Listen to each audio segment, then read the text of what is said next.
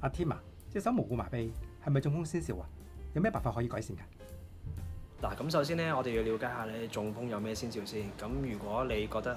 有一半身啦，忽然之間軟弱咗冇力嘅話，呢個其中一個先兆啦。咁另外咧，留意下我哋嘅面部啦，如果有一邊嘅嘴唇啊或者眼皮有下垂嘅情況，甚至乎我哋講嘢咧開始唔清晰啦，又好似捋下咁咧，呢啲都係一啲先兆嚟嘅。咁另外咧就係眼睛啦，有時如果中風嘅人咧眼睛當刻咧都會有啲蒙咗啊，同埋睇唔清楚嘅情況。咁如果有呢啲先兆的話咧，最好就睇一睇醫生先。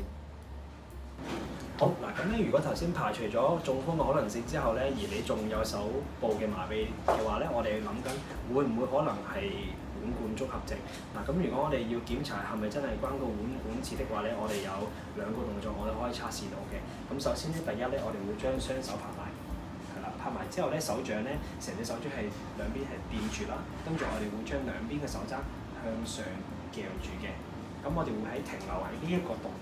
動作裏面，大概30秒至1分鐘時間。咁如果喺呢個過程裏面咧，手指有平時麻痹嘅情況的話咧，咁有機會係腕管綜合症嘅情況嚟嘅。咁另外第二個動作，我哋調翻轉，將隻手咧向下擺，係啦，貼住手踭向下壓，係啦，咁都係維持住30至1分鐘嘅時間咯。咁如果都有手部麻痹嘅情況咧，咁有機會咧都係腕管